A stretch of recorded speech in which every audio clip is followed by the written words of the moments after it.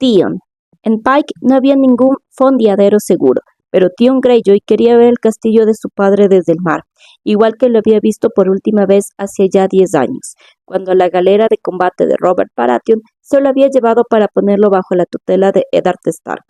Aquel día se había quedado de pie junto a la baranda escuchando los golpes de los remos contra el agua y el sonido rítmico del tambor del maestre, mientras veía cómo Pike se perdía en la distancia, y lo que deseaba en aquel momento era ver cómo iba creciendo, cómo surgía del mar ante él. La Mairaham, obediente a sus deseos, pasó de largo el cabo con sus velas restallando y su capitán maldiciendo el viento, la tripulación y los caprichos de jovencitos de noble cuna.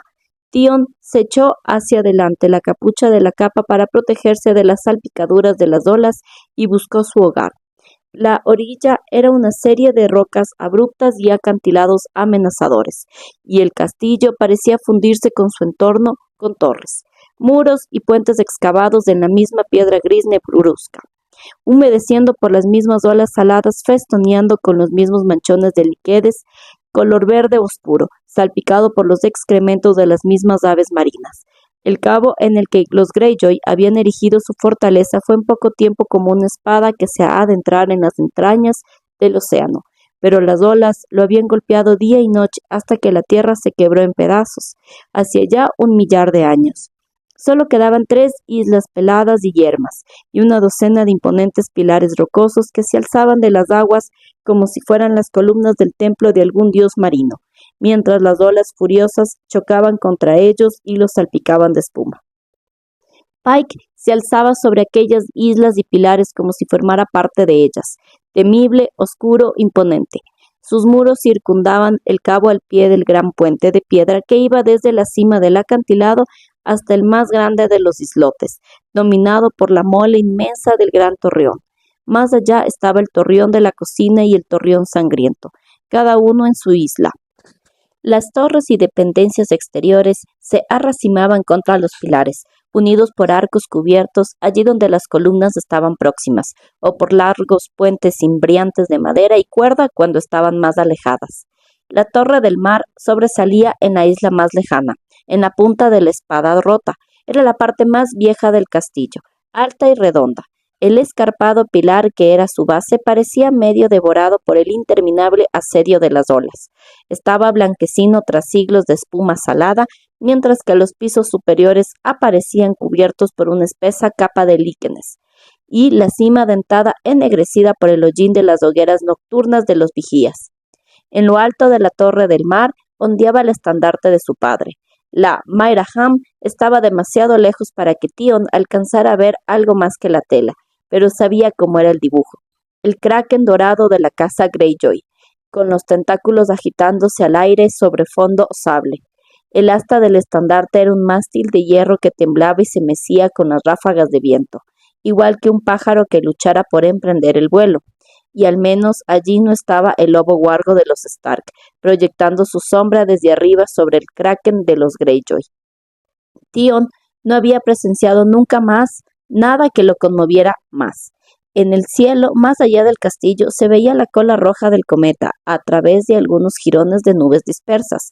Los Mallister se habían pasado todo el viaje, desde Aguas Dulces hasta Varamar, discutiendo sobre su significado. «Es mi cometa», se dijo Theon. Deslizó la mano bajo su capa ribeteada en piel para tocar el bolsillo de tela encerada donde llevaba la carta que le había dado Robb Stark, un papel que valía una corona. «¿Es del castillo tal como lo recuerdas, mi señor?», le preguntó la hija del capitán apretándose contra su brazo. «Me parece más pequeño», confesó Theon, «aunque puede que sea por la distancia».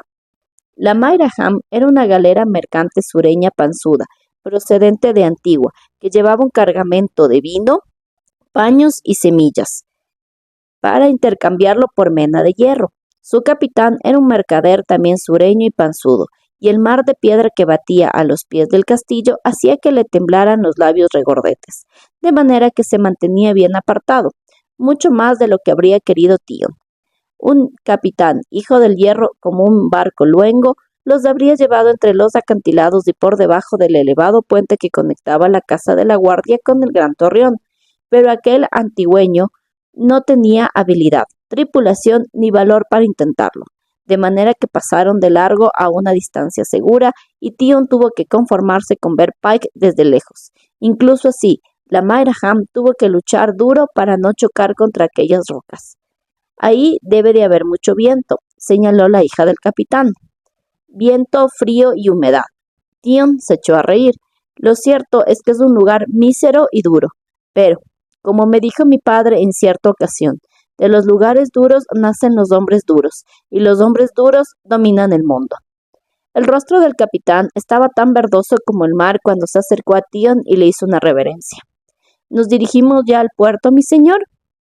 Sí, respondió Tion, con una leve sonrisa bailándole en los labios. La promesa del oro había convertido al antigüeño en un lameculo sin pudor.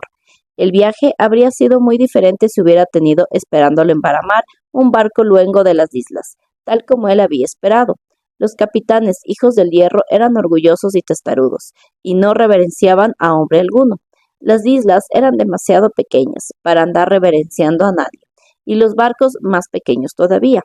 Sí, como se solía decir, cada capitán era el rey de su barco. No era de extrañar que las islas recibieran el nombre de Tierra de los 1000 Reyes. Y cuando has visto a tus reyes cagar por encima de la baracada del barco o ponerse verdes durante una tormenta, cuesta mucho doblar la rodilla y comportarse como si fueran dioses. El dios ahogado hace a los hombres, había dicho el viejo rey Hurrón Mano Roja hacia ya miles de años, pero son los hombres los que hacen las coronas. Por añadidura, un barco luengo habría hecho la travesía en la mitad de tiempo. La Mairaham era una bañera flotante y no le gustaría estar a bordo durante una tormenta, pero Tion no podía quejarse demasiado. Estaba allí, no se había ahogado y durante el viaje había contado con ciertas diversiones. Rodeó con el brazo a la hija del capitán. Avísame cuando lleguemos a Puerto Noble, dijo a su padre. Estaremos abajo en mi camarote. Se llevó a la chica hacia popa, mientras el padre, sin decir nada, los miraba hoscamente. En realidad, el camarote era el de capitán, pero este se lo había cedido para que lo utilizaran como zarpón de Baramar. A su hija no se le había cedido para que la usara, pero ella había acudido a su lecho por su voluntad. Solo había hecho falta una copa de vino y unas palabras susurradas al oído. Era un poco regordeta para su gusto, y tenía la piel llena de manchas y granos, pero sus pechos le llenaban las manos y la primera vez que la tomó era doncella. A su edad era sorprendente, pero Tion le pareció muy divertido. No creía que el capitán aprobara aquello, lo que resultaba más divertido todavía, sobre todo cuando lo veía tragarse el ultraje y mostrarse salamero con el gran señor, siempre pensando en la bolsa de oro que se le había prometido. Debes de estar muy contento de volver a tu hogar, mi señor, dijo la chica mientras Tion se gritaba la capa mojada. ¿Cuánto hace que estás afuera? 10 años, o casi, respondió. Acababa de cumplir los 10 cuando me llevaron a Invernalia como pupilo de Eddard Stark. Pupilo de nombre, en realidad había sido un rehén. La mitad de su vida la había pasado como rehén, pero ya no lo era. Su vida volvía a pertenecerle y ya no había ningún Stark a la vista. Atrajo hacia sí a la hija del capitán y le besó una oreja. Quítate esa capa. La muchacha bajó la vista en un repentino acceso de timidez, pero hizo lo que le decía. Cuando la pesada prenda, empapada de agua de mar, cayó de sus hombros al suelo, hizo una pequeña reverencia y sonrió, nerviosa. A decir verdad, cuando sonreía parecía un poco idiota, pero la inteligencia no era de sus requisitos cuando se trataba de mujeres. Ven aquí, le dijo. Nunca he visto a las Islas del Hierro, dijo mientras obedecía. Date por satisfecha. Tion le acarició el cabello. Lo tenía fino y oscuro, aunque el viento se lo había enmarañado. Las islas son duras y pedregosas, con pocas comodidades y menos esperanzas. La muerte siempre ronda y la vida es cruel y exigua. Los hombres se pasan las noches bebiendo cerveza y discutiendo sobre quién lo tiene peor, si los pescadores que pelean contra el mar o los granjeros que tratan de arrancar una cosecha a un suelo escaso y pobre. A decir verdad, los que peor lo llevan son los mineros, que se rompen las espaldas en la oscuridad. ¿Y para qué? Hierro, plomo, estaño, esos son nuestros tesoros. No es de extrañar que los hombres del hierro de antaño se dedicaran al saqueo. Podría desembarcar con vos, dijo aquella estúpida que no parecía prestarle atención. Si quieres. Podrías desembarcar, asintió Tion al tiempo que le oprimía un seno, pero no conmigo. Lo siento. Trabajaría en vuestro castillo, mi señor. Sé limpiar pescado, hornear pan y hacer mantequilla. Mi padre dice que mi cangrejo a la pimienta es del mejor que ha probado. Si me dejas un sitio en vuestras cocinas, te prepararé cangrejo a la pimienta. ¿Y me calentarás la cama por las noches? Empezó a desatarle los lazos del corpiño con dedos hábiles y entrenados. En el pasado te podría haber llevado a casa como botín y serías mi esposa quisieras o no. Los antiguos hombres del hierro hacían cosas como esa. Cada hombre tenía una esposa de roca, su verdadera mujer, hija del hierro igual que él, pero también tenía esposas de sal, mujeres capturadas en sus saqueos. La chica abrió los ojos de par en par, y no porque le hubiera desnudado los pechos. Yo sería vuestra esposa de sal, mi señor. Por desgracia, los tiempos han cambiado. El dedo de Tion dibujó círculos en uno de los pesados senos, avanzando en espiral hacia el pezón castaño. Ya no podemos cabalgar los vientos con fuego y espada, ni coger lo que se nos antoja. Ahora arañamos el suelo y lanzamos sedales al mar, igual que los demás hombres, y tenemos que considerarnos afortunados si conseguimos suficiente bacalao salado y gachas para sobrevivir el invierno. Se llevó el pezón a la boca y lo mordió hasta que a la chica se le escapó un gemido. Podías ponerme eso dentro otra vez si te place, le susurró al oído mientras la lamía. Tion alzó la cabeza de su pecho. La piel estaba de color rojo oscuro allí donde la había marcado con los dientes. Lo que me placería es enseñarte una cosa nueva. Desátame los calzones y dame placer con la boca. ¿Con la boca? Para eso se hicieron esos labios, pequeña, dijo mientras le pasaba un pulgar con suavidad por los gruesos labios. Si fueras mi esposa de sal, harías lo que te ordenara. Al principio se mostró tímida, pero para ser tan estúpida aprendió muy deprisa. Para satisfacción de Tion, tenía la boca tan húmeda y dulce como el coño, y de manera no se veía obligado a soportar su charla sin sentido. En los viejos tiempos me la habría quedado como esposa de sal, se dijo mientras le pasaba los dedos por el cabello enmarañado. En los viejos tiempos, cuando manteníamos las antiguas costumbres, vivíamos del hacha, no de la pesca, y nos apoderábamos de lo que queríamos, ya fueran riquezas, mujeres o gloria. En aquellos tiempos, los hijos del hierro no trabajaban en las minas, eso se quedaba para los cautivos, que tomaban en sus expediciones, así como otros trabajos lamentables como el cultivo de los campos y el cuidado de las cabras y las ovejas. El único trabajo apto para un hombre del hierro era la guerra. El dios ahogado los habría creado para saquear y violar, para labrar reinos y escribir sus nombres en fuego, sangre y canciones. Aegon el dragón había acabado con las antiguas costumbres al quemar a Harren el Negro, devolver el reino a Harren a los débiles hombres del río y reducir las Islas del Hierro a un rincón insignificante de un reino mucho más grande. Pero las viejas historias de sangre se seguían contando en todas las islas, en torno a hogueras alimentadas con restos de barcos naufragados y junto a fogones humeantes, incluso tras los altos muros de piedra de Pike. Entre los numerosos títulos del padre de Tion estaba el de Lord Segador, y su lema los Greyjoy alardeaban de que nosotros no sembramos.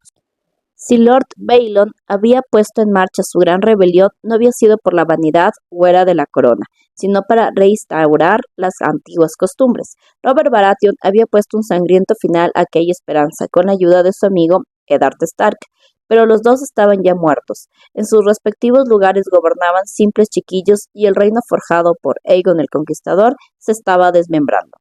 Esta es la estación, pensó Tion mientras los labios de la hija del capitán subían y bajaban. La estación, el año y el día, y yo soy el hombre. Sonrió Torvo al pensar en qué diría su padre cuando le contara que él, Tion, el Benjamín, el pequeño y el rehén, él había conseguido lo que no lograra el propio Lord Baelon. El clímax llegó repentino como una tormenta y llenó la boca de la muchacha con su semilla. Ella se sobresaltó y trató de apartarse, pero Tion la sujetó con fuerza por el pelo. Tras unos instantes consiguió sentarse junto a él. ¿Ha complacido a mi señor? Bastante, sonrió. Sabía salado, murmuró la chica. ¿Como el mar? Ella asintió. Siempre me ha gustado el mar, mi señor. Igual que a mí, dijo al tiempo que le frotaba un pezón entre los dedos. Y era verdad. Para los hombres de las Islas del Hierro, el mar significaba la libertad. Lo había olvidado hasta que la Mayra Ham desplegó las velas de embaramar. Los sonidos le hicieron recordar sensaciones olvidadas, el crujido de la madera y las sogas, las órdenes a gritos del capitán, el restallido de las velas cuando el viento las hinchaba, todos tan familiares como el palpitar de su corazón e igual de reconfortantes. No volveré a olvidarlo nunca, se prometió Tion. No volveré a alejarme del mar. Llévame contigo, mi señor, suplicó la hija del capitán. No hace falta que sea a tu castillo. Puedo quedarme en cualquier pueblo y ser vuestra esposa de sal. Extendió una mano para acariciarle la mejilla. Tion Greyjoy la apartó a un lado y se levantó el catre. Mi lugar está en Pike y el tuyo en este barco. Ya no puedo quedarme aquí. ¿Por qué no? Preguntó mientras se abrochaba los calzones. Por mi padre, le dijo. En cuanto te vayas, me castigará, mi señor, me insultará y me pegará. Así son los padres, reconoció Tion al tiempo que descolgaba la capa. Se la echó sobre los hombros y cerró los pliegues con una broche de plata. Dile que debería darse por satisfecho. Con la cantidad de veces que te he follado, lo más seguro es que estés preñada. No todos los hombres tienen el honor de criar al bastardo de un rey. La chica lo miró con un gesto tan estúpido que Tion se marchó, dejándola allí. La Mayra Ham rodeaba en aquel momento una punta boscosa. Bajo los riscos en los que crecían pinos, una docena de botes pesqueros recogían las redes. El barco se mantuvo a buena distancia de ellos mientras maniobraba. Tion se dirigió hacia proa para ver mejor. Lo primero que divisó fue el castillo, la fortaleza de los Botley. En su infancia era de madera y cáñamo, pero Robert Baratheon había arrasado aquella estructura hasta los cimientos. Lord Sewanee la había reconstruido en piedra y ahora un pequeño torreón cuadrado coronaba la colina. De las torres achatadas de las esquinas pendían banderas color verde claro, todas con la imagen de un banco de peces plateados.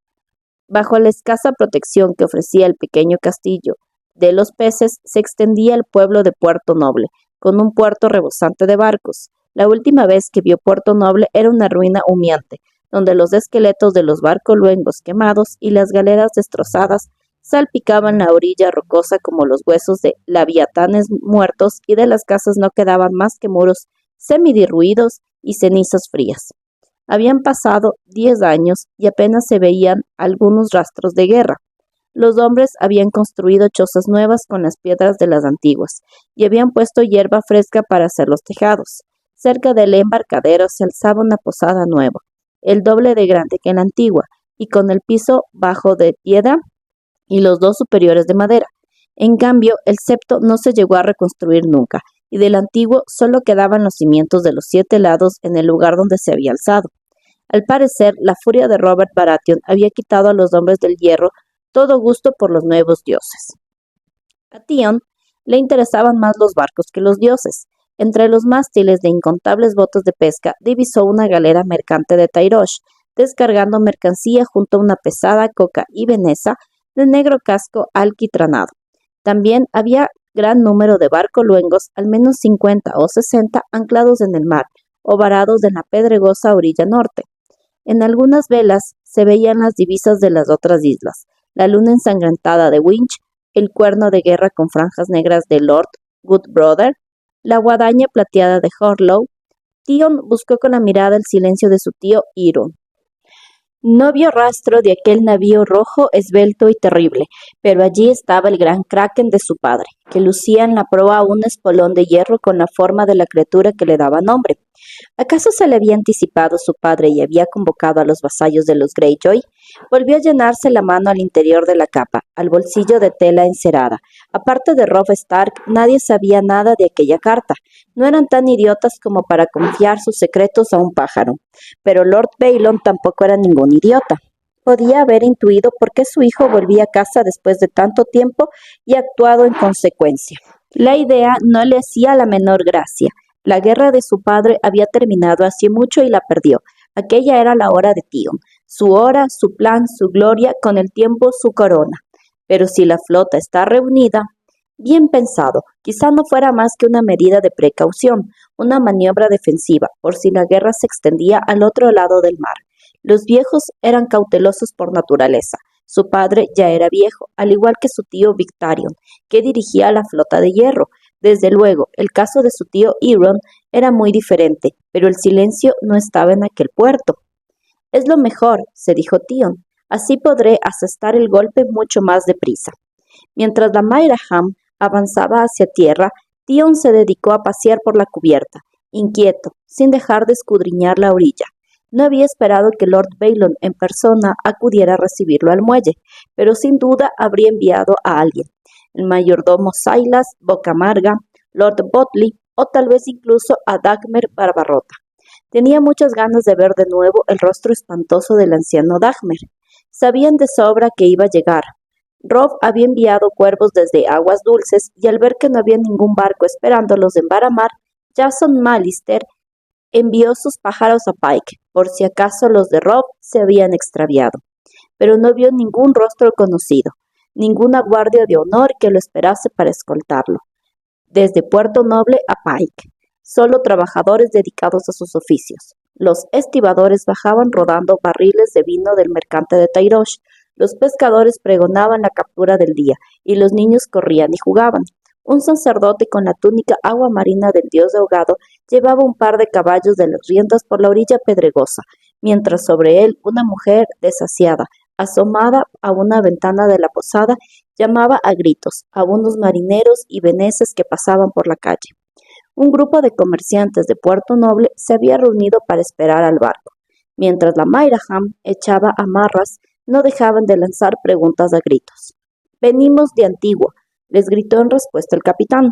«Traemos manzanas y naranjas, vinos del Rejo, plumas de las islas del verano, tengo pimienta, cueros trenzados, un rollo de encaje de mir, espejos para las damas y un par de arpas de Antigua que son lo más dulce que hayas escuchado jamás». La pasarela descendió con un crujido y un sonoro golpe, y he traído a vuestro heredero. Los hombres de Puerto Noble miraron a Tion con expresiones vacías y bobinas en los ojos, y comprendió que no sabían quién era. Aquello lo puso de mal humor. Depositó un dragón de oro en la mano del capitán. «Ordena a tus hombres que traigan mis cosas». Sin aguardar la respuesta, recorrió la pasarela a zancadas. «Posadero», rugió, «quiero un caballo». «Como mandes, mi señor», respondió el hombre sin hacerle un atisbo de reverencia. Se le había olvidado lo atrevidos que podían llegar a ser los hijos del hierro. «Da la casualidad de que tengo uno que te servirá». «¿A dónde irás, mi señor?» «A Pike». El muy idiota seguía sin reconocerlo. Debería haberse puesto el jubón bueno, el kraken bordado en el pecho. «Pues te interesa partir enseguida si quieres llegar antes de que oscurezca», siguió el posadero. «Mi hijo te acompañará para mostrarte el camino». «No necesitará de los servicios de tu hijo», intervino una voz grave, «ni de tu caballo. Yo llevaré a mi sobrino hasta la casa de su padre». El que hablaba era el sacerdote al que había visto llevar a los caballos por la orilla. Al verlo acercarse, el posadero hincó una rodilla en tierra. «Pelo mojado», le oyó murmurar Tion. El sacerdote era alto y flaco, con nariz ganchuda y ojos torvos, y vestía una abigarrada túnica verde, gris y azul, los colores arremolinados del dios ahogado. Llevaba debajo del brazo un pellejo para agua colgado de una tira de cuero, y en el pelo largo hasta la cintura y en la larga barba se había trenzado algas secas. Un recuerdo vino a la mente de Tion. En una de sus escasas cartas, Lord Baelon le había mencionado que el barco de su hermano pequeño se había hundido durante una tormenta. Cuando el mar lo depositó sano y salvo en la orilla, decidió entregarse a la religión. «¿Tío Euron?», preguntó dubitativo. «Sobrino Tion», replicó el sacerdote, «tu señor padre me envía a recogerte. Vamos». «Enseguida, tío». Se volvió hacia la Mairaham. «Trae mis cosas», ordenó el capitán. Un marinero le tendió desde el barco su arco largo de madera. Un marinero le tendió desde el barco su arco largo de madera de tejo y el carcac de flechas. Pero fue la hija del capitán quien le llevó el bulto con sus ropas buenas. «Mi señor». Tenía los ojos enrojecidos. Cuando él cogió el bulto, hizo además de ir a abrazarlo delante de su padre, de su tío el sacerdote y de media isla. Tion se apartó a un lado. «Gracias». «Por favor», suplicó la chica. «Te amo, mi señor». «Tengo que irme». Echó a correr detrás de su tío, ya que se alejaba por el muelle. Lo alcanzó por una docena de zancadas largas. «No esperaba verte a ti, tío». «Han pasado 10 años. Creí que mi señor padre y mi señora madre vendrían a recibirme, o que enviarían a Dagmer con una guardia de honor». No te corresponde a ti cuestionar las órdenes del Lord Segador de Pike. El tono del sacerdote era gélido. En nada recordaba al hombre que Tion había conocido en su infancia. Aeron Greyjoy había sido el más afable de sus tíos, débil de carácter, siempre puesto a la risa, aficionado a las canciones, a la cerveza y a las mujeres. En cuanto a Dagmer Barbarrota, ha ido a Viejo Wick por orden de tu padre, para convocar a los Stonehouse y a los Drum. ¿Con qué objetivo? ¿Por qué se ha reunido una flota de barcoluengos? ¿Por qué se reúnen siempre las flotas? Su tío había dejado los caballos atados delante de la posada portuaria. Cuando llegaron junto a ellos, se volvió hacia tío. Dime la verdad, sobrino. ¿A qué hora rezas a los dioses lobos? Tion rara vez rezaba, pero no era cosa que uno confesara a un sacerdote, ni aunque fuera el hermano del propio padre. Ned Stark rezaba a un árbol. No, no tengo nada que ver con los dioses de los Stark. Bien, arrodíllate. Tío, no sé. El suelo estaba lleno de piedras y barro. Que te arrodilles. ¿O resulta que ahora eres demasiado orgulloso? ¿Nos han devuelto a un señorito de las tierras verdes? Tion se arrodilló. Su presencia allí tenía un propósito, y quizá para lograrlo necesitara de la ayuda de Aeron. En fin, una corona bien valía un poco de barro y mierda de caballo en los calzones. Agacha la cabeza. Su tío alzó el pellejo, le quitó el corcho y regó con un hilito de agua de mar la cabeza de Tion. El agua le empapó el pelo, le corrió por la frente y se le metió en los ojos, le bajó por las mejillas y un reguero se le metió por debajo de la capa y del jubón. Le corrió por la espalda, como un regato helado que le pasara por la columna vertebral. La sal hizo que los ojos le escuecieran, y tuvo que contenerse para no llorar. Notó en los labios el sabor del océano. Haz que tu siervo, Tion, vuelva a nacer del mar, como tú naciste, entonó Aeron Greyjoy. Bendícelo con la sal, bendícelo con la piedra, bendícelo con el acero. ¿Todavía recuerdas que había que decir, sobrino? Lo que está muerto nunca puede morir, rememoró Tion. Lo que está muerto nunca puede morir, repitió su tío, sino que se alza de nuevo, más duro y más fuerte. Levántate. Tion se levantó y parpadeó para contener las lágrimas que le había provocado la sal en los ojos. Sin añadir palabra, su tío puso el corcho al pellejo de agua y desató su caballo y montó. Tion hizo lo mismo. Juntos emprendieron la marcha, dejando atrás la posada y más allá el castillo de Lord Botley, en las colinas pedregosas. El sacerdote no dijo ni una palabra más en todo el trayecto. He estado la mitad de mi vida lejos de casa, dijo al final Tion. ¿Notaré cambiadas las islas? Los hombres pescan en el mar, excavan en la tierra y mueren. Las mujeres paren niños con sangre y dolor y mueren. La noche sigue al día. Los vientos y las mareas permanecen. Las islas son como las hizo nuestro Dios. Dioses, qué sombrío se ha vuelto, pensó Tion. ¿Veré a mi hermana y a mi señora madre en Pike? No. Tu madre vive ahora en Harlow con su hermana. Allí el clima es menos malo y no sufre tantos accesos de tos. Tu hermana ha llevado el viento negro a Grand Wyke para transmitir mensajes de tu señor padre. No tardará en regresar, te lo aseguro. No hacía falta que nadie le dijera a Tion que el viento negro era el barcoluengo de Asha. Hacía 10 años que no veía a su hermana, pero al menos eso sí lo sabía. Era extraño que le hubiera puesto semejante nombre, teniendo en cuenta que el lobo de Stark se llamaba Viento Gris. El de Stark es gris y el de Greyjoy es negro, murmuró con una sonrisa, pero los dos son vientos. El sacerdote no dijo nada. ¿Y qué me dices de ti, tío? Preguntó Tion. Cuando se me llevaron de Pike no era sacerdote. Te recuerdo cantando las viejas canciones de saqueo, de pie en la mesa y con un cuerno de cerveza en una mano. Era joven, vacuo y vanidoso, respondió Aeron Greyjoy. Pero el mar lavó mi locura y se llevó mi vanidad. El hombre se ahogó, sobrino. Sus pulmones se llenaron de agua marina y los peces se comieron las escamas que le cubrían los ojos. Cuando me levanté de nuevo, lo vi todo con claridad. Está tan loco como amargado.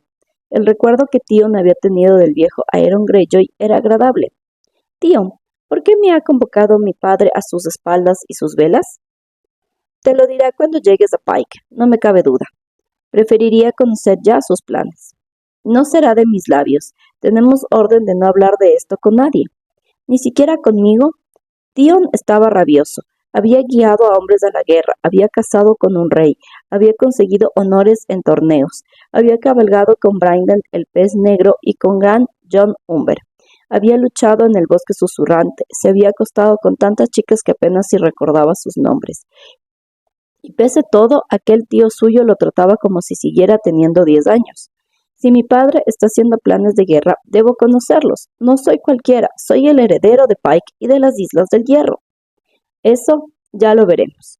Aquellas palabras fueron como una bofetada en el rostro. ¿Que ya lo veremos? Mis 2 hermanos han muerto. Soy el único hijo vivo de mi padre.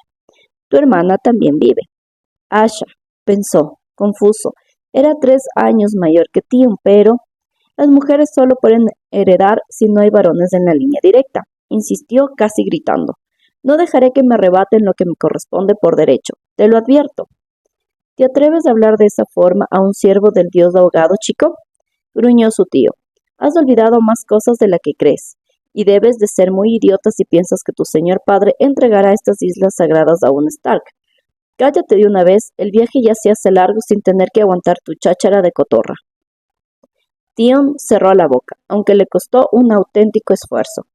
De modo que así están las cosas, pensó, como si 10 años en Invernalia hubieran bastado para convertirlo en un Stark. Lord Eddard lo había criado entre sus hijos, pero Tion nunca fue uno de ellos. Todo el castillo, desde Lady Stark hasta el último pinche de cocina, sabían que era un rehén para garantizar el buen comportamiento de su padre, y lo trataban en consecuencia. Hasta el bastardo Jon Snow se lo dispensaban más honores que a él. De cuando en cuando a Lord Eddard le había dado por representar el papel de padre, pero para Tion siempre fue el hombre que arrasó Pike a sangre y fuego y lo arrancó de su hogar. De niño siempre tuvo miedo del rostro severo y la gran espada oscura de Stark, y su señora esposa era todavía más distante y desconfiada. En cuanto a los niños, durante la mayor parte de los años que pasó en Invernalia, los pequeños no eran más que bebés llorones. Únicamente Robb y su hermanastro bastardo Jon Snow tenían edad suficiente como para que se fijara en ellos. El bastardo era un chico hosco, al que no pasaba desapercibido el menor desprecio, y estaba celoso de la noble cuna de Tion, así como del aprecio que le mostraba Robb. Tion sentía cierto afecto por Robb, como si fuera un hermano menor, pero más le valdría no mencionarlo. Al parecer, en Pike las guerras viejas no habían terminado. Aquello no debería sorprenderlo. Las Islas del Hierro vivían en el pasado, el presente era tan duro y amargo que les resultaba intolerable. Además, su padre y sus tíos eran viejos, y los viejos se comportaban de esa manera. Se llevaban a la tumba sus polvorientas querellas, no olvidaban nada, y menos todavía perdonaban. Con los Mallister, sus compañeros de viaje desde Aguas Dulces a Varamar, pasaba lo mismo.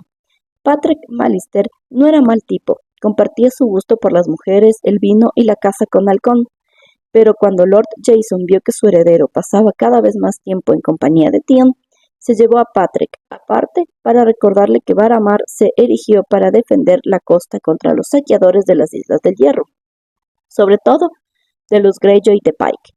La torre retumbante recibía su nombre por la inmensa campana de bronce que desde los tiempos más antiguos se hacía sonar para llamar a los ciudadanos y a los campesinos al castillo siempre que se avistaban barcoluengos en el horizonte occidental. No le importa que la campana no haya sonado más que una vez, en 300 años, comentó Patrick a Tion al día siguiente, mientras compartía con él las advertencias de su padre y una jarra de vino de manzanas verdes. Cuando mi hermano intentó tomar Varamar por asalto, asintió Tion, Lord Jason había matado a Roderick Greyjoy ante los muros de su castillo y había expulsado a los hombres del hierro de vuelta hacia la bahía. Si tu padre cree que le guardo rencor por aquello, es porque no llegó a conocer a Roderick. Los dos rieron mientras se dirigían hacia una joven molinera casada pero muy cariñosa, conocida de Patrick. Ojalá Patrick estuviera aquí ahora conmigo. Mallister o no, era un compañero de viaje mucho más agradable que el viejo sacerdote amargado en el que se había transformado su tío Aeron. El sendero por el que cabalgaban ascendía serpenteante por colinas yermas y pedregosas. No tardaron en perder de vista el mar, aunque el olor de la sal impregnaba penetrante el aire húmedo. Iban a un paso lento pero constante.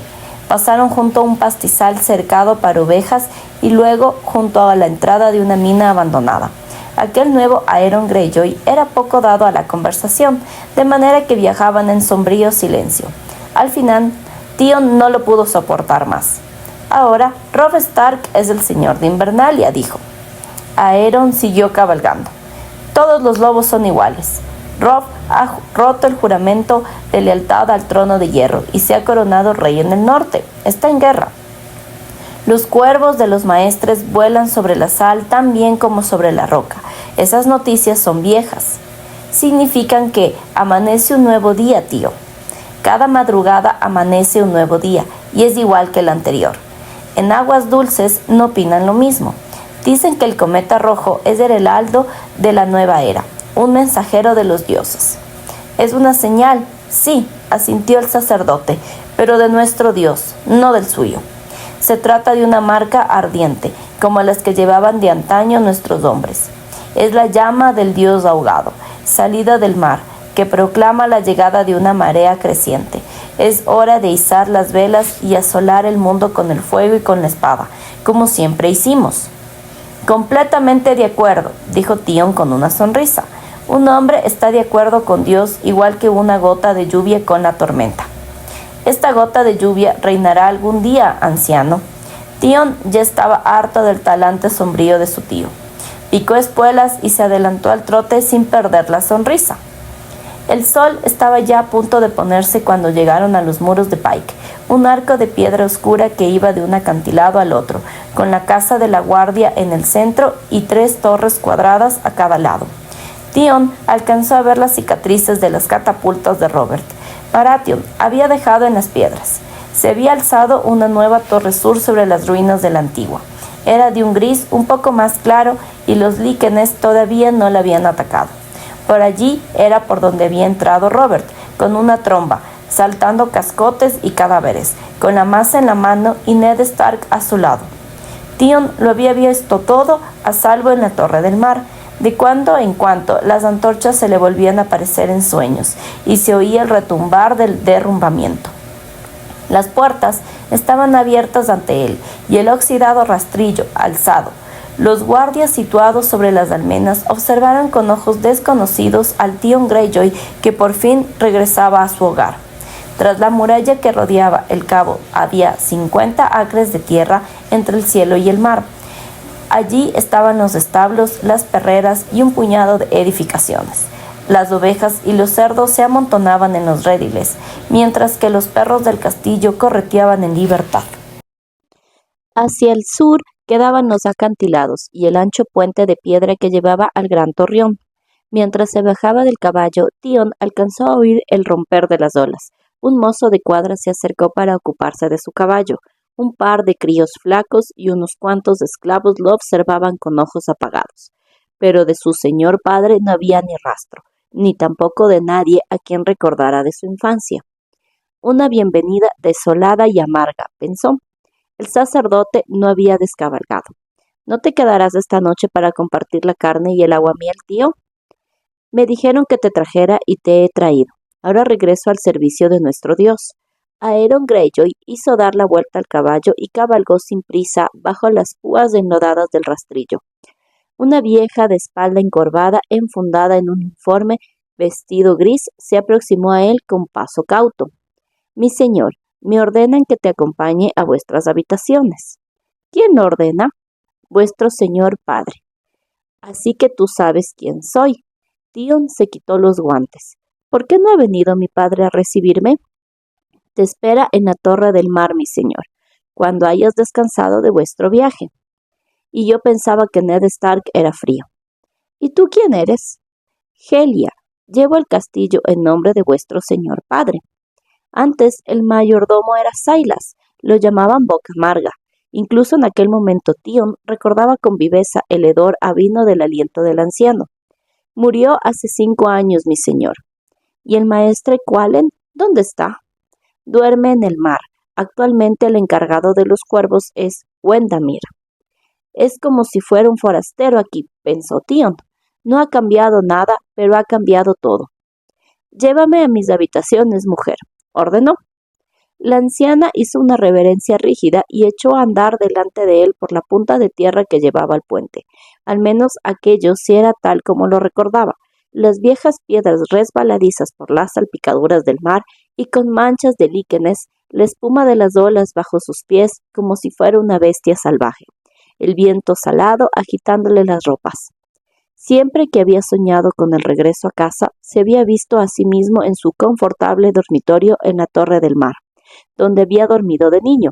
Pero en vez de eso, la anciana lo guiaba hacia el Torreón Sangriento.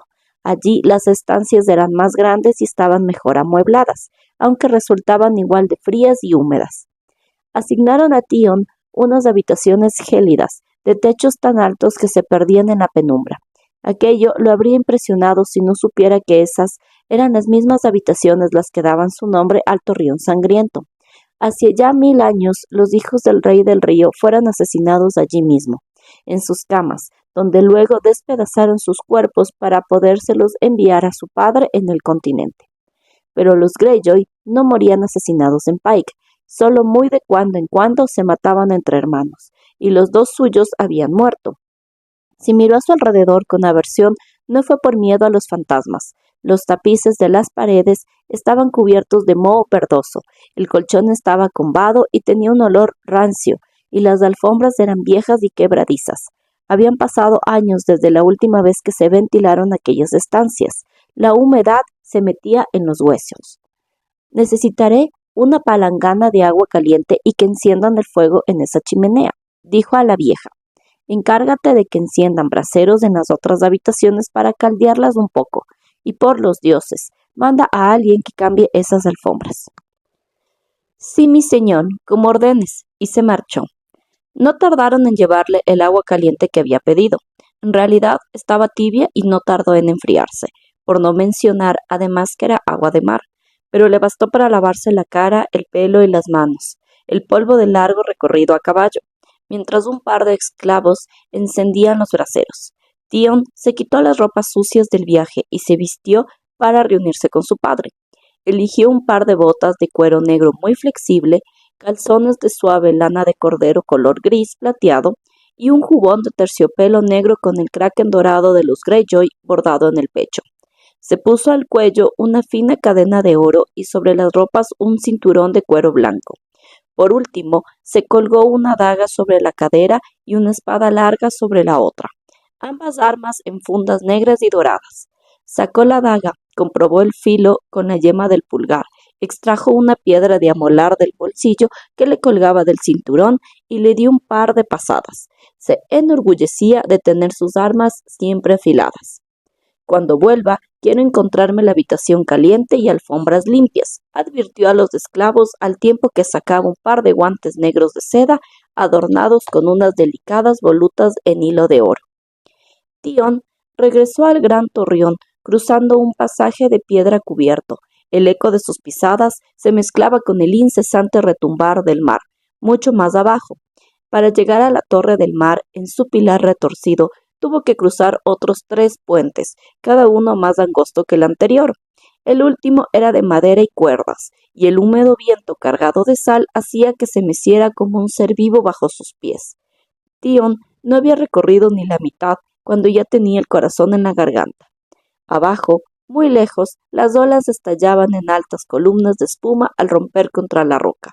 De niño, solía cruzar aquel puente corriendo, incluso de noche cerrada. Los niños creen que nada les puede hacer daño, les susurraron al oído sus temores. Los adultos saben que sí. La puerta era de madera gris con tachunaduras de hierro, y Tion se encontró con que estaba atrancada desde dentro. La golpeó con el puño y soltó una maldición cuando una astilla le perforó el tejido del guante. La madera estaba húmeda y enmohecida, y los tachones de hierro oxidados.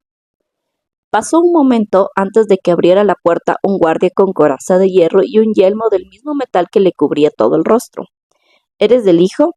Apártate de mi camino o verás quién soy. El hombre se hizo a un lado. Tion subió por los peldaños serpenteantes que llevaban a las habitaciones privadas de su padre. Lo encontró sentado ante un brasero, bajo un manto de pieles enmohecidas de foca que lo cubrían de la barbilla hasta los pies. Al oír el sonido de sus botas contra la piedra, el señor de las Islas del Hierro alzó la vista para mirar a su único hijo superviviente. Era más menudo de lo que Tion recordaba, y estaba tan demacrado. Balon Greyjoy siempre había sido delgado, pero en aquel momento parecía como si los dioses lo hubieran metido en un caldero y lo hubieran hervido hasta fundir cada gramo de carne, de manera que solo quedaran el cabello y la piel. Estaba flaco como un hueso, y a la vez duro como el mismo hueso, con un rostro que daba la sensación de estar tallado en pedernal. Sus ojos eran también como el pedernal, negros y duros, pero los años y los vientos marinos habían dado a su cabello el color gris del mar en invierno, salpicado de gaviotas blancas. Si se soltara, le llegaría por debajo de la cintura. Han pasado 9 años, ¿no? Dijo por fin Lord Balon. 10, replicó Tion al tiempo que se quitaba los guantes rotos. Se llevaron a un niño, dijo su padre. ¿Qué eres ahora? Un hombre, respondió Tion, tu sangre y tu heredero. Ya lo veremos, gruñó Lord Balon. Lo verás, lo prometió Tion. 10 años, dices. Stark te tuvo tanto tiempo como yo, y ahora vienes como enviado suyo. Suyo no. Lord Eddard está muerto. La reina Lannister lo decapitó. Los dos están muertos, Stark y Robert, que derribó mis muros con sus piedras. Juré que viviría lo suficiente para verlos a los dos en sus tumbas y lo he logrado. Hizo una mueca. Pero el frío y la humedad siguen haciendo que me duelan las articulaciones, igual que cuando estaban vivos. De modo que, ¿de qué ha servido? De mucho. Tion se acercó. Traigo una carta. ¿Ned Stark te vestía así? Lo interrumpió su padre mirándolo desde abajo con los ojos entrecerrados. ¿Se divertía poniéndote terciopelos y sedas para convertirte en su querida hijita? No soy la hijita de nadie. Tion sintió que la sangre se le acumulaba en las mejillas. Si no te gustan mis ropas, me las cambiaré. Desde luego. Lord Balon echó las pieles a un lado y se levantó. No era tan alto como Tion recordaba. Esa baratija que llevas al cuello, ¿la pagaste con oro o con hierro? Tion se tocó la cadena de oro. Lo había olvidado. Ha pasado tanto tiempo. Según las antiguas costumbres, las mujeres podían adornarse con joyas pagadas con oro, pero un guerrero solo podía usar las que arrancara de los cadáveres de enemigos muertos por su mano. Aquello se denominaba pagar el precio del hierro. Te ruborizas como una doncella, tío. Te he hecho una pregunta. ¿Pagaste el precio del oro o el del hielo? El de oro, reconoció Tion. Su padre metió los dedos bajo el collar y le dio un tirón tan fuerte que le había arrancado la cabeza a Tion si la cadena no hubiera cedido antes. Mi hija tiene como amante un hacha de guerra, dijo Lord Balon. No permitiré que mi hijo se engalane como una prostituta. Tiró la cadena al brasero, donde se deslizó entre los carbones. Justo lo que me temía. Las tierras verdes te han hecho blando, y los Stark te han hecho suyo. Te equivocas. Ned Stark era mi carcelero, pero mi sangre sigue siendo de sal y de hierro. Pero el mocoso Stark te envía a mí como un cuervo bien enseñado, dijo Lord Balon mientras se envolvía para calentarse las manos huesudas sobre el brasero, con un mensaje insignificante entre las garras. La carta que te traigo no es insignificante, dijo Tion, y la oferta que te hace es la que yo le sugerí. Así que el rey lobo escucha cuando le das consejo, ¿eh? Por lo visto, la sola idea parecía divertir mucho a Lord Balon. Sí, me hace caso. He cazado con él, me he entrenado con él, he compartido con él la carne y el agua miel. Me he ganado su confianza, me ve como a un hermano mayor. No. Su padre le agitó un dedo ante la cara. Aquí no. En Pike no. No cuando yo esté presente. Jamás lo llames hermano, o es el hijo del hombre que pasó por la espada a tus verdaderos hermanos. ¿O te has olvidado de Rodrik y Maron, que eran sangre de tu sangre? No he olvidado nada. En realidad, Ned Stark no había asesinado a ninguno de sus hermanos. A Rodrik lo mató Lord Jason Mallister en Varamar, y Maron murió aplastado por el derrumbamiento de la antigua Torre Sur. Pero Stark los habría liquidado sin problemas si las circunstancias de la batalla lo hubieran enfrentado a él. Recuerdo muy bien a mis hermanos, insistió Tion. Recordaba sobre todo a las bofetadas ebrias de Rodrik y las bromas crueles de Maron y sus mentiras sin fin. También me acuerdo de cuando mi padre era rey. Sacó la carta de Robb y se la tendió. Lee esto, Alteza. Lord Baylon rompió el sello y desdobló el pergamino. Lo recorrió una y otra vez con sus ojos negros. Así que el chico me dará una corona, dijo. Solo tengo que acabar con sus enemigos. Sus labios delgados se fruncieron en una sonrisa. A estas alturas, Robb debe de estar ya en el colmillo dorado, dijo Tion. Cuando el colmillo caiga, solo tardará un día en cruzar las colinas. Las huestes de Lord Tywin están en Harrenhal, aisladas por el oeste. El Matarreyes se encuentra prisionero en aguas dulces. Para enfrentarse a Robb en el oeste solo queda Ser Stafford Lannister. Con la leva de críos que ha estado reclutando, Ser Stafford se situará entre el ejército de Robb y Lannisport, lo que significa que la ciudad estará sin defensas cuando caigamos sobre ella por el mar.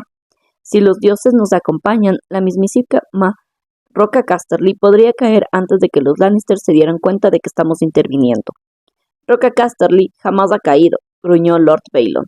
Hasta ahora, sonrió Tion. Y será un momento pero tan dulce. Su padre no le devolvió la sonrisa.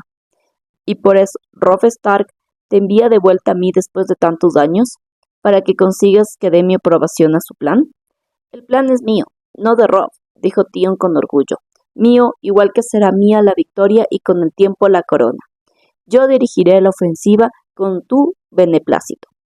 Como recompensa, quiero Roca Casterly como asentamiento cuando se la arrebatemos a los Lannister.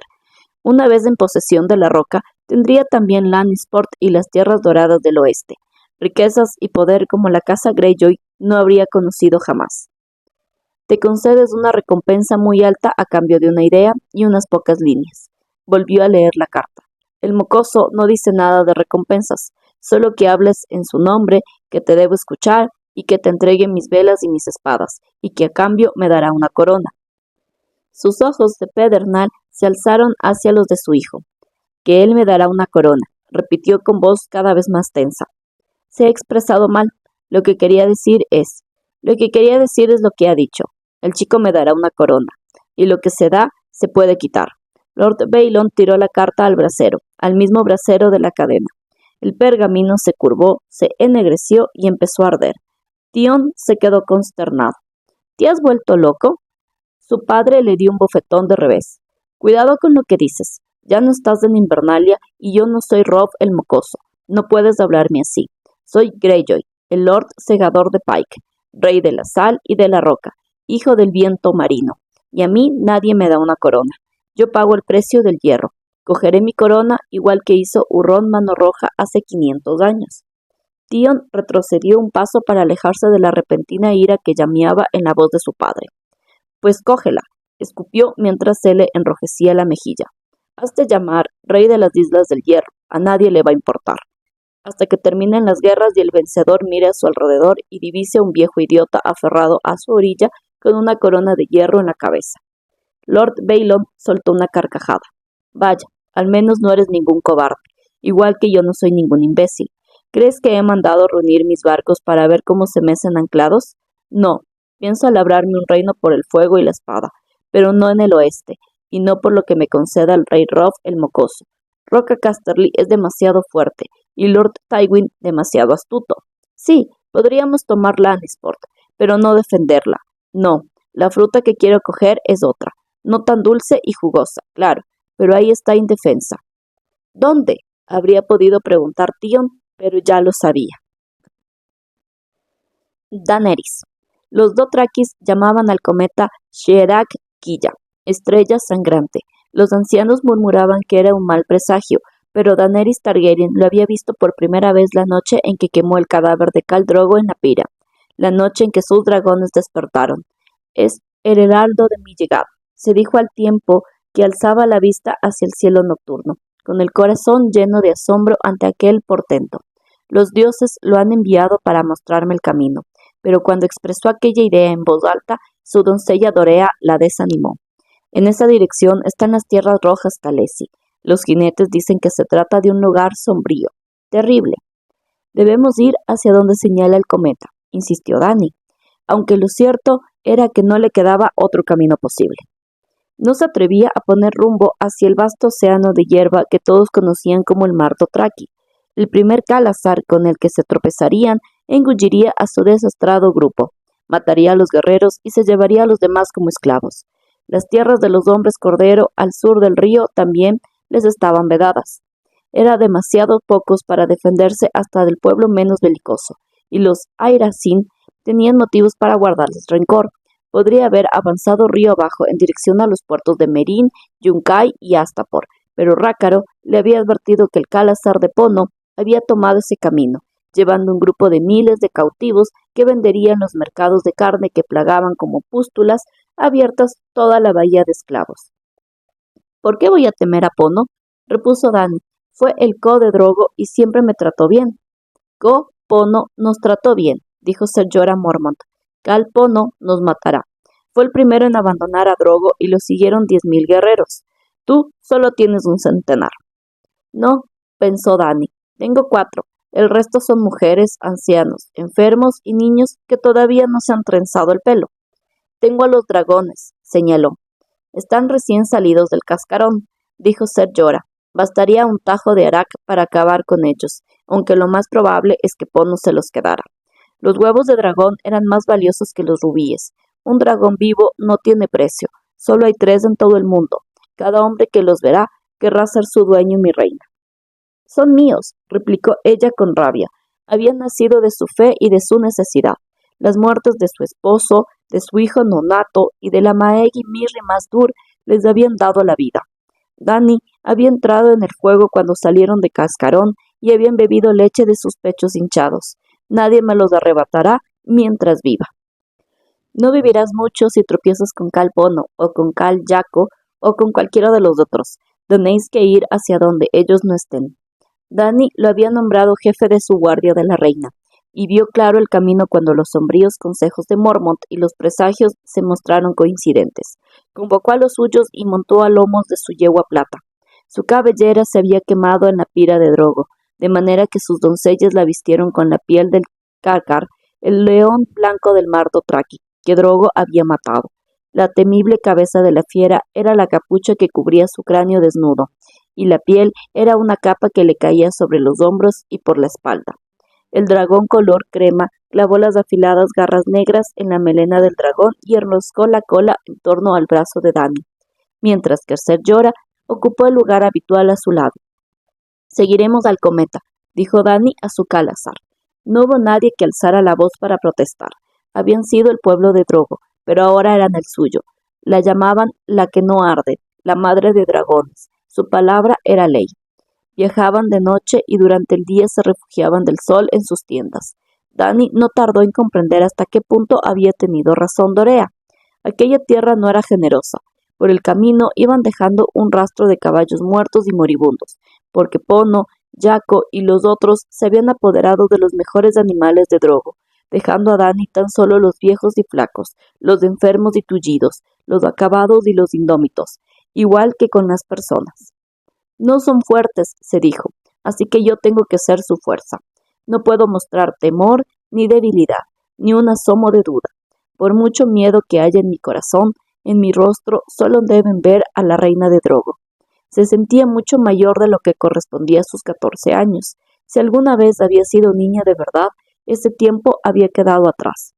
El primer hombre murió a los 3 días de marcha. Era un anciano desdentado y con los ojos llenos de nubes, que cayó exhausto de la silla de montar y no pudo volver a levantarse. Expiró en menos de 1 hora. Las moscas de sangre formaron enjambres sobre su cadáver y transmitían su mala suerte a los vivos. Había llegado su hora, dijo su doncella Irri. Ningún hombre debería vivir más que sus dientes. Los demás se mostraron de acuerdo. Dani ordenó que mataran al más débil de los caballos moribundos, de manera que el fallecido pudiera entrar cabalgando en las tierras de la noche. 2 noches después, la que pereció fue una niña, casi un bebé. Los aullidos angustiados de su madre se prolongaron durante todo el día, pero no se pudo hacer nada. La pobre chiquilla había sido demasiado pequeña para cabalgar. No serían para ella las interminables praderas negras de las tierras de la noche. Tendría que nacer de nuevo. En el Herrial Rojo había poco forraje y el agua escaseaba aún más. Era una tierra marchita y desolada, de colinas bajas y llanuras yermas azotadas por los vientos. Los ríos se cruzaron, estaban tan secos como los huesos de los muertos. Sus monturas subsistían a base de la escasa gramilla reseca que crecía al pie de las rocas y de los árboles muertos. Dani envió jinetes que fueran por delante de la columna, pero no encontraron pozos ni arroyos, solo charcas de agua estancada y putrefacta que se evaporaba bajo el sol ardiente. Cuanto más se adentraban en el erial, más pequeñas se hacían las charcas y más distancia había entre ellas. Si en aquel desierto de piedra, arena y barro rojo sin caminos había dioses, eran dioses duros y secos, sordos a cualquier plegaria que suplicara lluvia. Lo primero que acabarse fue el vino, y poco después la leche cuajada de yegua, que a los señores de los caballos les gustaba más que el aguamiel. Luego se agotaron sus provisiones de pan ácimo y carne seca. Los cazadores no encontraban presas, y solo podían llenarse los estómagos con la carne de sus caballos caídos. Se produjeron muertes tras muertes, los débiles, los niños, las ancianas arrugadas, los enfermos, los estúpidos, los incautos. La tierra cruel se los llevaba a todos. Dorea fue perdiendo peso y los ojos se le hundieron en la cara, mientras su suave cabellera rubia se tornaba quebradiza como la paja. Dani pasó hambre y sed con todos los demás. La leche de sus pechos se secó, los pezones se le agrietaron y le sangraron, y día tras día adelgazaba hasta que quedó descarnada y dura como un palo. Pero si tenía miedo era por sus dragones. Su padre murió violentamente antes de que ella naciera, así como su maravilloso hermano Rhaegar. Su madre murió al traerla al mundo, mientras en el exterior rugía la tormenta. Al bondadoso ser Willem Darry, que a su modo debía de haberla querido, se lo llevó una enfermedad devastadora cuando ella era muy pequeña. Su hermano Viserys, Khal Drogo, que era su sol y estrellas, hasta su hijo nonato. Los dioses se lo habían llevado a todos. Pero no me quitarán a mis dragones, juró Dani, no me los quitarán. Los dragones no eran más grandes que los gatos flacos que había visto una vez moviéndose furtivos a lo largo de los muros de la mansión del Magister Ilirio en Pentos, hasta que desplegaban sus alas, aquellos delicados abanicos de piel translúcida y colores maravillosos tensados sobre una estructura de largos huesos finos. Bien mirados, los dragones eran en su mayoría cuello, cola y alas. Son tan pequeños, pensó, mientras les daba de comer. Mejor dicho, mientras intentaba darles de comer, porque los dragones se negaban, siseaban y escupían ante cada trocito de sanguinolienta carne de caballo, y lanzaban vapor por las fosas nasales, pero no aceptaban el alimento, hasta que Dani recordó algo que Viserys le había contado cuando eran niños. Los únicos que comen la carne cocinada son los dragones y los hombres, fueron sus palabras. Cuando hizo que sus doncellas asaran la carne de caballo hasta casi carbonizarla, los dragones la devoraron con ansiedad, proyectando hacia adelante las cabezas como si fueran serpientes. Los dragones comían al día varias veces su peso, siempre que la carne estuviera muy tostada, y por fin empezaron a crecer y a fortalecerse. Dani se maravillaba ante la suavidad de sus escamas y el calor que transmitían, tan palpable que durante las noches frías sus cuerpos parecían emitir vapor. Cada anochecer, cuando el Cálazar se ponía en marcha, elegía a un dragón para que viajara sobre su hombro. Irri y Jiki llevaban a los otros en una jaula de madera, colgada de un palo que iba cruzado sobre sus monturas. Cabalgaban justo tras ella, de manera que los dragones no perdieran nunca de vista a Dani. Era la única forma de que estuvieran tranquilos. Los dragones de Aegon tenían nombres de dioses de la antigua Valiria, dijo a sus jinetes de sangre una mañana tras una larga noche de viaje.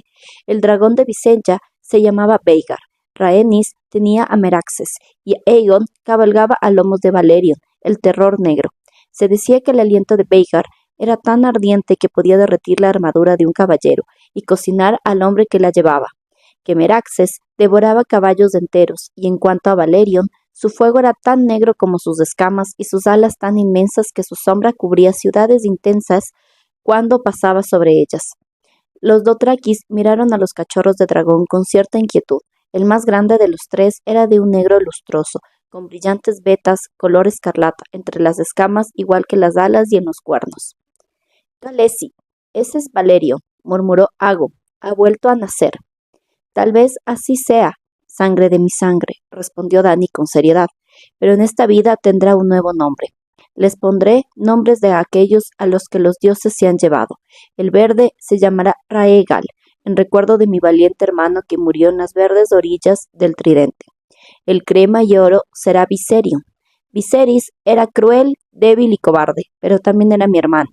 Su dragón hará lo que él no pudo hacer. Y la bestia negra quiso saber ser Jorah Mormont. El negro, dijo ella, es Drogon. Pero al mismo tiempo que los dragones se desarrollaban, su Khalasar se marchitaba y moría. La tierra que los rodeaba era cada vez más desolada, hasta la gramilla escaseaba más y más. Los caballos se derrumbaban, les quedaban tan pocos que algunos hombres se veían obligados a ir a pie. Dorea contrajo unas fiebres y fue empeorando con cada legua. Los labios y las manos se le llenaron de ampollas sanguinolientas. El pelo se le caía a mechones y una noche no tuvo fuerzas para montar a lomos de su caballo. Yogo dijo que deberían dejarla allí o atarla a la silla, pero Dany recordaba una noche en el mar Dothraki cuando la joven Laicena le había enseñado secretos para que Drogo la amara más. Dio a Dorea agua de su pellejo, le refrescó la frente con un paño húmedo y sostuvo su mano hasta que murió entre escalofríos. Solo entonces consintió que el Khalasar prosiguiera la marcha. No vieron rastro alguno de otros viajeros. Los dothrakis temerosos empezaron a murmurar que el cometa los había guiado hacia una especie de infierno. Una mañana, mientras acampaban entre grandes piedras negras erosionadas por el viento, Dany acudió a Ser Jorah. ¿Nos hemos perdido?, le preguntó. ¿Acaso este erial no tiene fin? Tiene fin, respondió él, fatigado. He visto los mapas que dibujan los mercaderes, mi reina. Cierto, por aquí pasan pocas caravanas, pero al este hay grandes reinos y ciudades repletas de maravillas. Giti, Kart, Ashai de la Sombra. ¿Viviremos para verlas? No te voy a mentir, el camino es más duro de lo que me temía. El rostro del caballero estaba grisáceo y demacrado. La herida que recibió en la cadera la noche que luchó contra los jinetes de sangre de Khal Drogo nunca llegó a curarse del todo. Dany veía su expresión de dolor cuando montaba a caballo, y parecía ir casi derrumbado en la silla. Puede que, si seguimos adelante, estemos perdidos, pero si retrocedemos, estaremos perdidos sin duda alguna. Dany le dio un beso en la mejilla. Se animó al verlo sonreír. También tengo que ser fuerte por él, pensó, sombría. Es un caballero, sí, pero yo soy de la sangre del dragón. La siguiente charca que encontraron estaba casi hirviendo y apestaba a azufre, pero tenía los pellejos casi vacíos. Los dothrakis enfriaron el agua en jarras y la bebieron tibia. El sabor era repugnante, pero era agua y todos estaban sedientos. Dany contempló el horizonte con desesperación. Había perdido a un tercio de su pueblo y la llanura que se extendía ante ellos era aún desértica, roja e interminable. El cometa se burla de mis esperanzas, pensó al tiempo que alzaba los ojos hacia el lugar donde hendía el cielo. ¿Acaso he cruzado medio mundo y he visto nacer dragones solo para morir en este desierto de fuego? No podía creerlo. Al día siguiente, el amanecer los encontró mientras cruzaban una llanura cuarteada de dura tierra rojiza. Dany estaba a punto de dar la orden de acampar cuando los jinetes adelantados regresaron al galope. «¡Una ciudad, Khaleesi!», gritaron. «Una ciudad blanca como la luna y hermosa como una doncella, a 1 hora de marcha, no más». «Móstramela», dijo.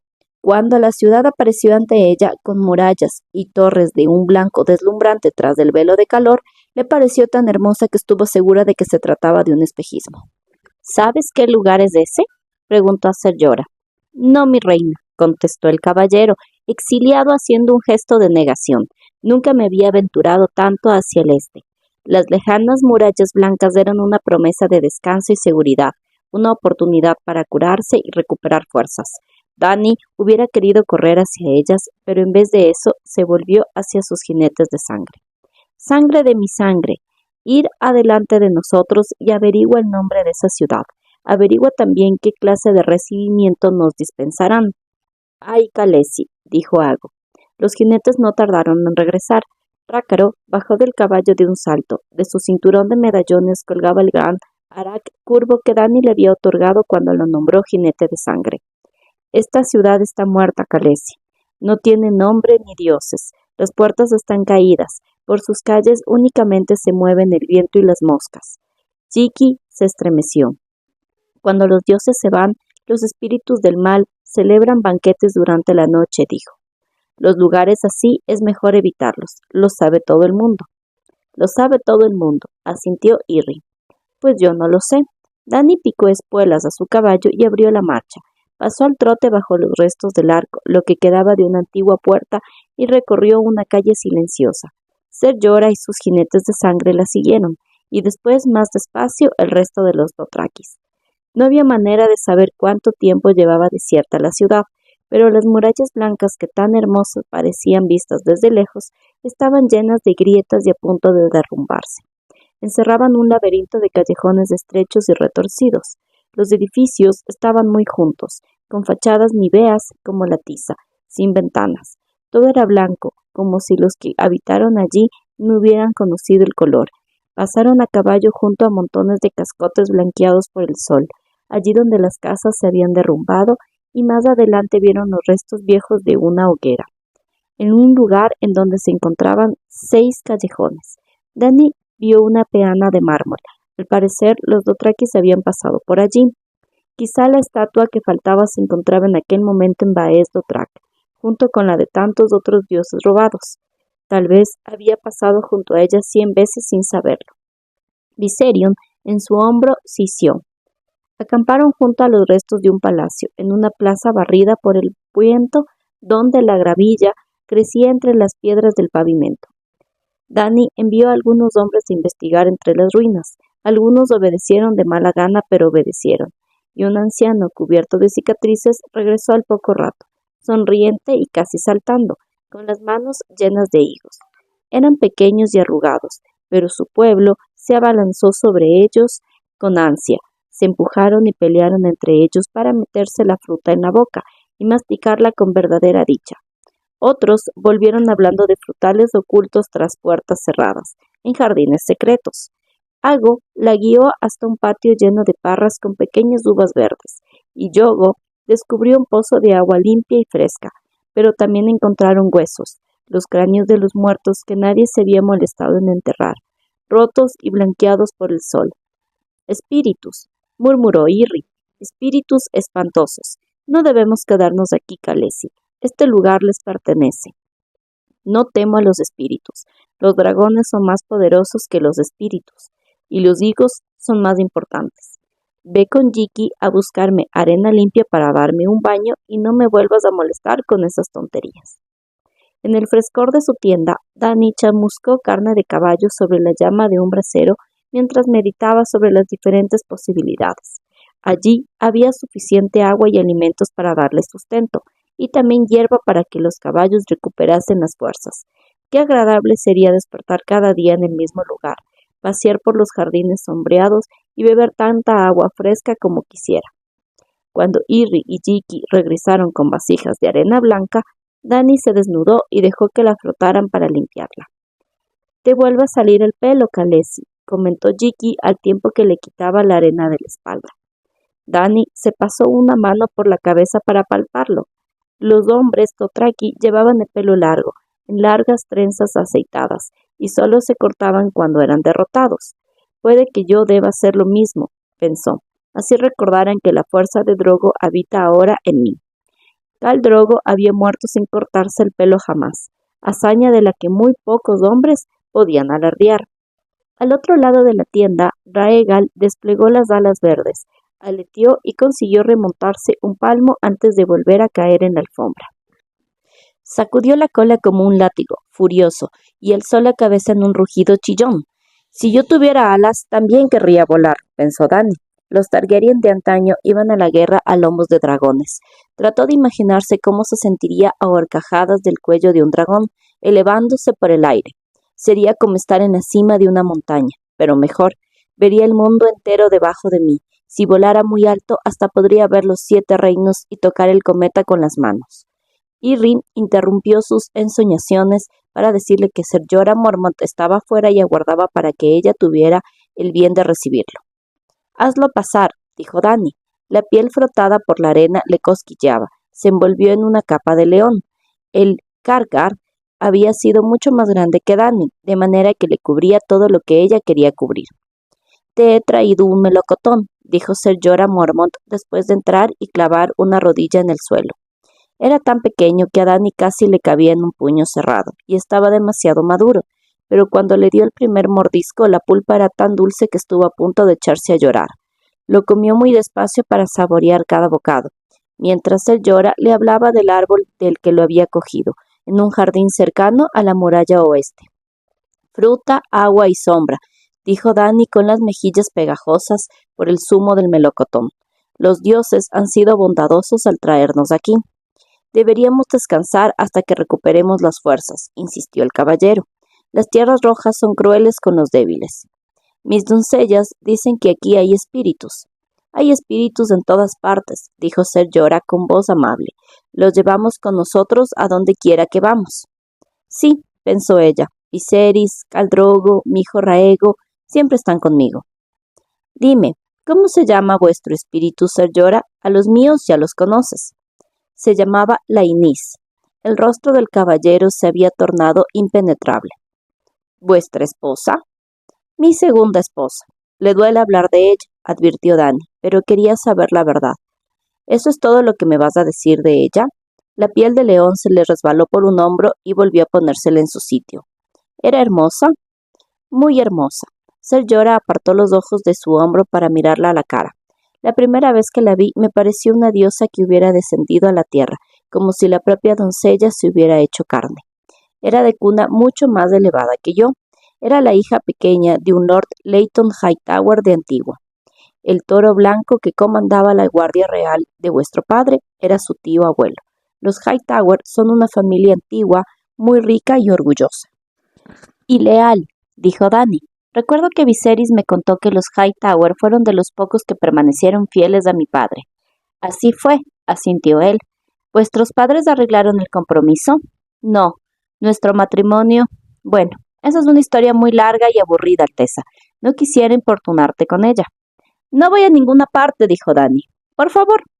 Como ordene mi reina. Ser Jorah frunció el ceño. Mi hogar. Para comprender el resto tengo que explicarte cómo es.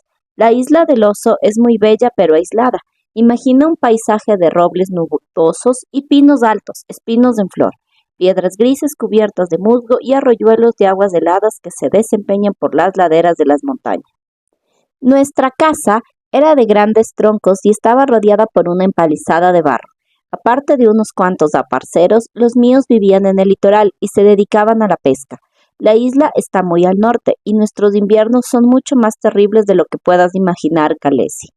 Pero la isla era suficiente para mí y nunca me faltaron mujeres. Tuve a muchas hijas de pescadores y aparceros, antes y después de casarme. Contraje matrimonio muy joven, con la esposa que eligió mi padre, una Glover de bosque espeso. Estuvimos casados 10 años más o menos. Era una mujer de rostro vulgar pero buena. En cierto modo llegué a quererla, aunque nuestras relaciones eran más deferentes que apasionadas. Tuvo 3 abortos mientras trataba de darme un heredero. No llegó a recuperarse del último y poco después falleció. Lo siento mucho, dijo Dany mientras ponía una mano sobre el hombro y se la apretaba. Ser Jorah asintió. Para entonces mi padre ya había vestido el negro, así que yo era el señor de la isla del oso por derecho propio.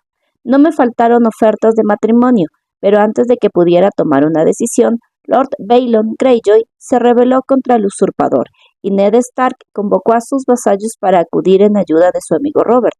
La batalla definitiva se libró en Pike, cuando los catapultas de Robert abrieron una brecha en los muros del rey Balon. El primero en irrumpir fue un sacerdote de Myr, pero yo lo seguía de cerca. Así me gané el rango de caballero. Para celebrar la victoria, Robert ordenó que se organizara un torneo en las afueras de Lannisport. Allí fue donde vi a Lainis, una doncella que tenía la mitad de mis años. Había llegado de Antigua con su padre para ver a sus hermanos en las justas. No pude apartar los ojos de ella. En un ataque de locura le pedí una prenda para llevarla durante el torneo, sin atreverme a soñar que me la concedería, pero lo hizo. Soy muy buen luchador, Khaleesi, aunque los torneos no son lo mío, pero con la prenda de Lainis atada a mi brazo me transmuté. Gané justa tras justa. Lord Jason Mallister cayó ante mí, así como Bronze Jones Royce, Sir Ryman Frey, su hermano Ser Hosten, Lord Went, el jabalí, hasta el propio Ser Boros Blount de la Guardia Real. Los desmonté a todos. En el último encuentro rompí 9 lanzas contra Jaime Lannister sin resultado. El rey Robert me otorgó a mí el laurel de vencedor. Coroné a Lainis reina del amor y la belleza, y aquella misma noche fui a hablar con su padre para pedirle su mano. Estaba borracho de vino y de gloria. Por lógica, debería haberme respondido con desprecio, pero Lord Leighton aceptó mi oferta. Nos casamos allí mismo, en Lannisport, y durante 2 semanas fui el hombre más feliz del mundo. ¿Solo 2 semanas? Se asombró Dany. Hasta yo tuve más felicidad con Drogo, que era mi sol y estrellas. 2 semanas fue lo que tardamos en hacer el viaje de vuelta en barco desde Lannisport a la Isla del Oso. Mi hogar supuso una terrible decepción para Lainis. Era demasiado frío, demasiado húmedo, demasiado lejano, y mi castillo no era más que una cabaña de troncos. No teníamos teatros, ni titiriteros, ni bailes, ni ferias. Podían pasar estaciones enteras sin que viniera un bardo a tocar para nosotros. Y en la isla no hay ni siquiera un joyero. Hasta las comidas supusieron un problema. Mi cocinero no sabía hacer gran cosa aparte de guisos y asados, y Lainis no tardó en hartarse de pescado y venado. Yo solo vivía por sus sonrisas, de manera que envié a buscar un nuevo cocinero a Antigua y un arpista de Lannisport, orfebres, joyeros, modistas. Todo lo que ella quería yo se lo conseguía, pero nunca era suficiente. La Isla del Oso es rica en osos y en árboles, y pobre en todo lo demás. Le hice construir un hermoso barco y viajamos a Lannisport y Antigua para asistir a ferias y festivales. Incluso llegamos a Bravos, donde me endeudé con los prestamistas. Había conseguido su mano al ganar un torneo, así que por ella participé en otros muchos, pero yo no había ninguna magia. Nunca volví a vencer y cada derrota implicaba la pérdida de otro caballo y otra armadura de justas, que había que rescatar a buen precio o bien sustituir. No había manera de soportar tantos gastos. Por fin insistí en que regresáramos a casa, pero las cosas no hicieron más que empeorar. Ya no podía pagar al cocinero y al arpista, y Lainis se puso como loca cuando le mencioné la posibilidad de empeñar sus joyas. En cuanto a qué siguió, hice cosas que me avergüenza recordar. A cambio de oro para que Lainis conservara sus joyas, su arpista y su cocinero, al final fui yo quien lo perdió todo. Cuando supe que Eddard Stark se encaminaba hacia la Isla del Oso, ni siquiera me quedaba honor suficiente para permanecer allí y enfrentarme a su juicio, de modo que la arrastré conmigo al exilio. No importaba nada, solo nuestro amor. No paraba de repetirme aquello. Huimos a Lys, donde vendí mi barco a cambio de oro con el que mantenernos. El dolor hacía que la voz se le cortara. Dany no quería seguir presionándolo, pero tenía que saber cómo terminaba la historia. ¿Ella murió en Lys?, le preguntó con dulzura. Solo para mí, dijo. Antes de medio año el oro se había agotado, y tuve que venderme como mercenario. Mientras luchaba contra los Braavosi en el Roine, Lainis se fue a vivir a la mansión de un príncipe mercader llamado Tregar Ormoyen. Me han dicho que ahora es la primera de sus concubinas y que hasta su esposa la teme. ¿Y tú la odias? Dany estaba horrorizada. Casi tanto como la amo, respondió Ser Jorah. Te ruego que me disculpes, mi reina. Me encuentro muy cansado. Le dio permiso para retirarse, pero cuando estaba levantado el airón de la tienda para salir no pudo contenerse y le hizo una última pregunta. ¿Cómo era de aspecto vuestra Lady Lainis? Pues, Ser Jorah sonrió con tristeza. Se parecía un poco a ti, Daenerys. Hizo una profunda reverencia. Que duermas bien, mi reina. Dany se estremeció y se arrebujó en la piel de león. Se parecía a mí. Aquello explicaba muchas cosas que hasta entonces no había comprendido. Me quiere, se dijo, me ama como la amaba a ella, no como un caballero ama a su reina, sino como un hombre ama a una mujer. Trató de imaginarse en brazos de Ser Jorah, besándolo, dándole placer, permitiendo que entrara en ella. Fue inútil. En cuanto cerraba los ojos, su rostro se transformaba en el de Drogo. Khal Drogo había sido su sol y estrellas, el primero y tal vez él debería ser el último. La Maegi Mirri Maz-Duur había jurado que jamás daría luz a un niño vivo. ¿Y qué hombre querría una esposa estéril? ¿Y qué hombre soñaría con rivalizar con Drogo, que había muerto sin cortarse jamás el pelo y ahora cabalgaba por las tierras de la noche, seguido por un Khalasar de estrellas? Había notado la añoranza en la voz de Ser Jorah cuando hablaba de su isla del oso. A mí no podrá tenerme, pero algún día le devolveré su hogar y su honor. Eso sí lo puedo dar. No hubo espíritus que turbaran su descanso aquella noche. Soñó con Drogo y con la primera vez que habían montado a caballo juntos, la noche en que se casaron. solo que en el sueño no iban a lomos de caballos, sino de dragones. A la mañana siguiente hizo llamar a sus jinetes de sangre. Sangre de mi sangre, dijo a los tres, necesito de vosotros. Escoge cada uno 3 caballos, los más sanos y fuertes de los que nos quedan. Carga con tanta agua y alimentos como puedas llevar en tus monturas y parte en mi nombre. Ago irá al sudoeste y Rácaro hacia el sur.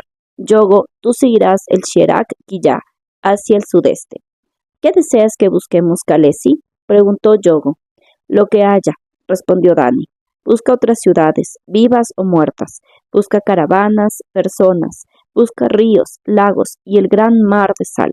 Averigua cuánto erial nos queda por delante y qué hay al otro lado. Cuando partamos de aquí no quiero ir a ciegas de nuevo. Sabré hacia dónde vamos y cómo será el camino. De modo que partieron entre el suave tintineo de las campanillas de sus cabelleras, mientras Dany se establecía junto con su pequeño grupo de supervivientes en el lugar que dieron en llamar Baez Tolorro, la ciudad de los huesos. Amaneció un día y otro y otro. Las mujeres recogían frutos en los jardines de los muertos. Los hombres se ocupaban de sus monturas, arreglaban las sillas, los estribos, las herraduras. Los niños correteaban por los callejones tortuosos y encontraban antiguas monedas de bronce, trocitos de cristal púrpura y vasijas de piedra con asas en forma de serpientes. Una mujer sufrió la picadura de un escorpión, pero solo ella murió. Los caballeros empezaron a engordar. Dany se ocupó en persona de la herida de Ser Jorah, que así empezó a curarse. El primero en regresar fue Rácaro. Dijo que hacia el sur el erial rojo se extendía hasta terminar en una orilla yerma, junto al agua envenenada. Hasta llegar allí no había visto más que arena, rocas erosionadas por el viento y plantas erizadas de agudas espinas. Juraba que había visto la osamenta de un dragón tan inmensa que pudo pasar a caballo a través de las enormes mandíbulas negras.